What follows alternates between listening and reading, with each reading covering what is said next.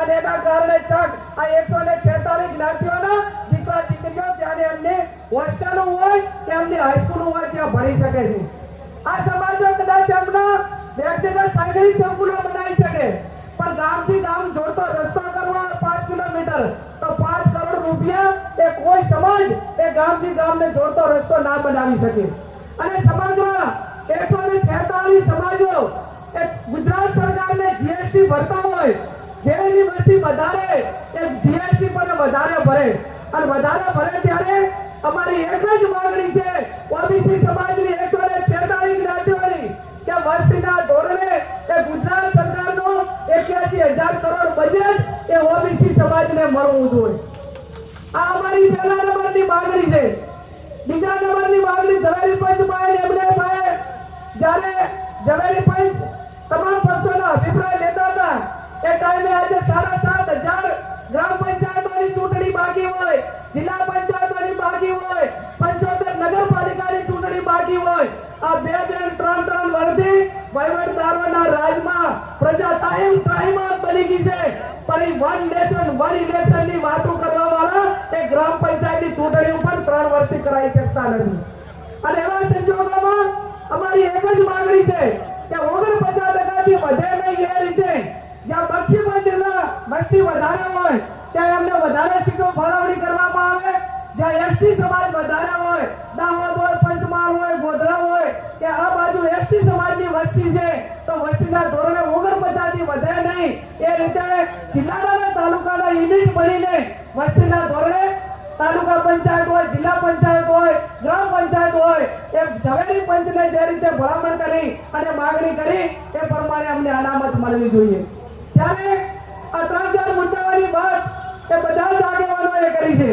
અમિતભાઈ ચાવડા સાહેબે સહકારની વાત કરી તો એ પણ ખૂબ સારી વાત છે. અને એસસી એસટી ઓબીસી ને સહકારી સંસ્થાઓમાં નોકરી માટે કરીને અનામત નથી મળતી, અને એનું કારણ એટલું જ છે કે જે કરાર આધારિત ભરતી કરવામાં આવે છે, જ્યાં સુધી રેગ્યુલર ભરતી ના કરવામાં આવે ત્યાં એની કેટેગરી પ્રમાણે અનામત મળતી નથી.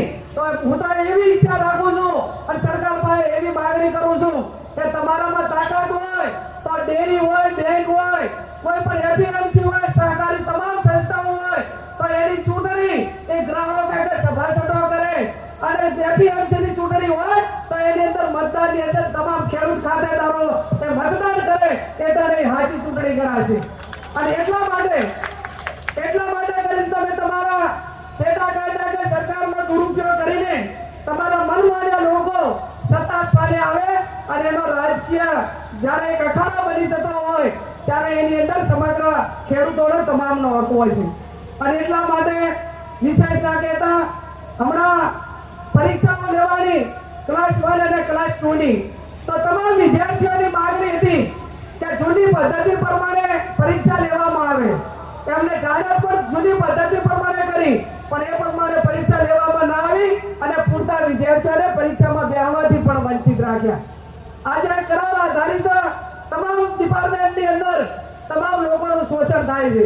એમનું પોતાનું ભવિષ્ય ન હોવાના કારણે સારો વહીવટ જેમ જગ્યાએ હોય ત્યાં કરી શકતા નથી અને ભ્રષ્ટાચાર કરે છે.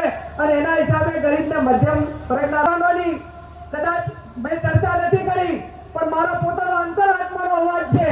અને અંતરાત્માનો અવાજ મારો એ છે કે ભલે નવ મેરેજના કાયદા માટે પણ માતા પિતાની સંમતિ હોય, સંતાનોની માતા હોય, અને કોઈ પણ કારણસર જે સમાજોમાં જે અસામાજિક તત્વો છે, જેની સમાજમાં ક્રેડિટ નથી, જે ધંધા રોજગારથી વંચિત છે, બુટલેગરો સાથે સંકળાયેલો છે, એને એના સમાજમાં કોઈ દીકરી નથી આપતું.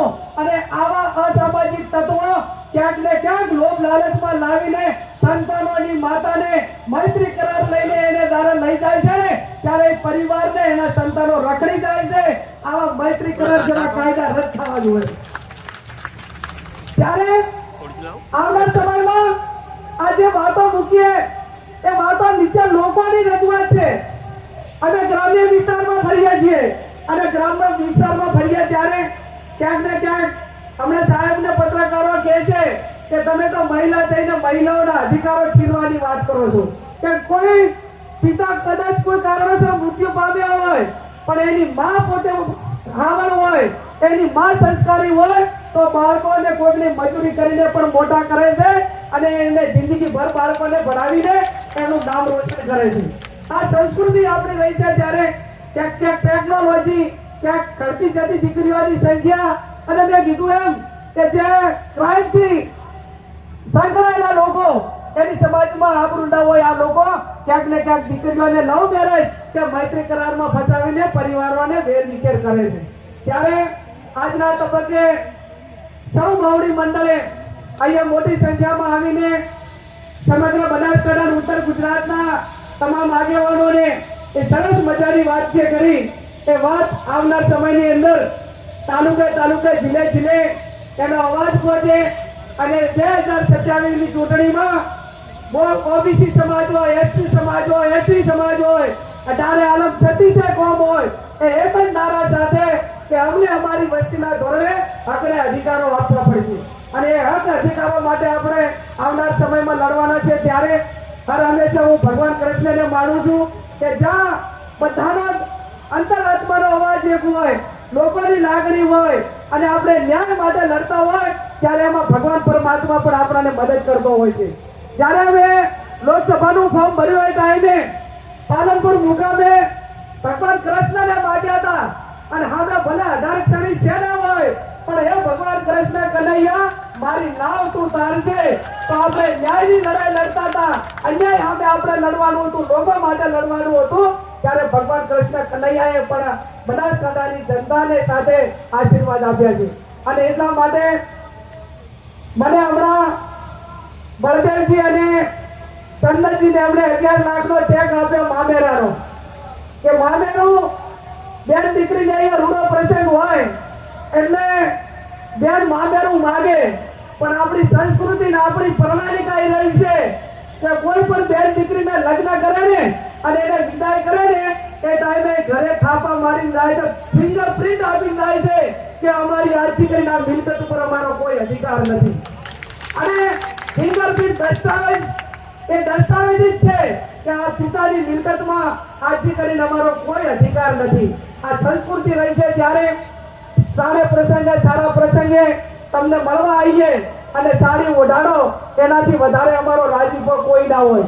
અને બેન દીકરી તરીકે, બેન તરીકે જ્યારે મામેરું ભર્યું છે, ત્યારે એક બેન તરીકે મારી લાગણી બહેનો ઉપર હોય. અને મારી ચૂંટણી એ વિધાનસભાની હોય કે લોકસભાની હોય, આ 9 ચૂંટણીઓ હું લડી ભગવાનની મહેરબાનીથી, બનાસકાંઠાના મતદારોના આશીર્વાદથી, કોંગ્રેસ પાર્ટીની લાગણી, માવડી મંડળના આશીર્વાદથી ફોર્મ ભરવાનું હોય, એના આગલા દાડે 25,000 રૂપિયા હોતા નથી. તો આ 9 ચૂંટણીઓમાં